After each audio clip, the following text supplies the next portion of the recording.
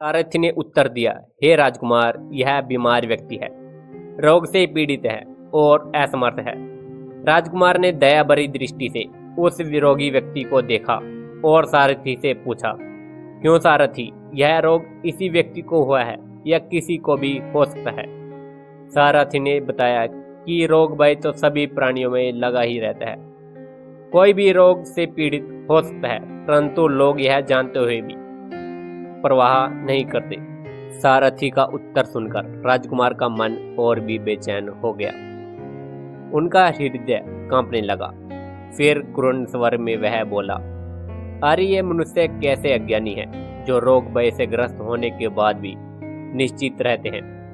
उसने सारथी से कहा, हे सूत, अब तुम रथ को घर की ओर ले चलो, लौट चलो, मुझसे है रोग भय सहा नहीं जाता। राजकुमार का आदेश पाकर सारथी ने रथ को राजमहल की ओर मोड़ दिया। राजकुमार का हृदय पहले बुढ़ापे के भय से और अब रोग के भय से दुखी हो गया। वह शीघ्र महल में लौट आया और कमरे में जाकर विचारों में खूब डूब गया। महाराज सुशोधन अपने मंत्रियों को बुलाकर इस विषय पर विस्तार से विचार विमर्श किया। राजकुमार के मन को बदलने के लिए उन्होंने और अधिक भोग विलास तथा आमोद प्रमोद की इच्छा व्यवस्था कर दी। राजा ने सोचा कि इंद्रियां स्वभावतः चंचल होती हैं, अतः राजकुमार भोग विलास और आमोद प्रमोद में सब कुछ बोल सकते हैं और यह हो भी सकता है।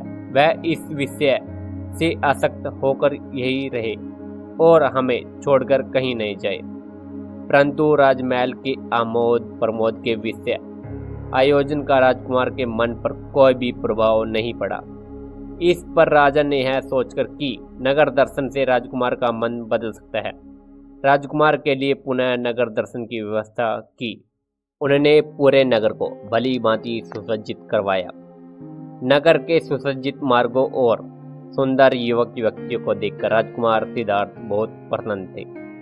प्रसन्नता पूर्वक नगर दर्शन करते हुए जब वे आगे बढ़ रहे थे, तभी उन्हें किसी मृत व्यक्ति की शव यात्रा दिखाई दी। राजकुमार ने जब इस सुंदर वातावरण में शव यात्रा देखी और उसके साथ रोते बिलखते लोगों को देखा तो वह चौंक गया। उसने रथ को रुकवाया और सारथी से पूछा, हे सूत, यह क्या है जिसे 4 आदमी अपने कंधे पर उठा के ले जा रहे हैं? उसके पीछे आने वाले लोग क्यों रो रहे हैं? जिसे लोग उठाकर ले जा रहे हैं तो उसे तो अच्छी तरह से सजाया है, फिर भी ये लोग क्यों रो रहे हैं? मेरी समझ में कुछ नहीं आ रहा, मुझे ठीक ठीक बताओ, यह सब क्या है? राजा ने सारथी को समझा दिया था कि वह ऐसी कोई भी बात राजकुमार को न बताए जिससे उनका मन बेचैन हो उठे, परंतु सारथी राजकुमार का आग्रह नहीं टाल सका। उसने राजकुमार को बताया कि यह ऐसा व्यक्ति है जिसकी चेतना, बुद्धि, प्राण, इंद्रिय गुण आदि सभी समाप्त हो चुकी है।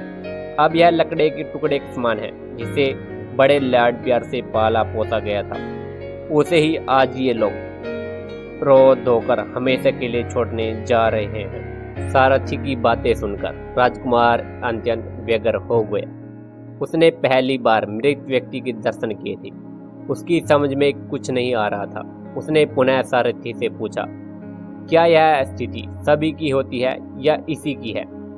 क्या यह इसी का अंत है या सभी का अंत ऐसा ही होगा? तो सारथी ने इस पर उत्तर दिया, हाँ राजकुमार, सभी प्राणियों की यही अंतिम गति है, क्योंकि सभी नाशवान हैं। चाहे कोई व्यक्ति उत्तम हो, मध्यम हो या अधम हो, सभी का अंत यही है और अंत सबका एक सा ही है। मृत्यु की प्रथम प्रतीति के कारण वह उसके विषय में सोचने लगा। थोड़ी देर सोचने के बाद उसने एक गंभीर स्वर में कहा, सभी प्राणियों की मृत्यु निश्चित है, फिर भी लोगों को डर नहीं लगता। मनुष्य क्यों सावधान नहीं होते?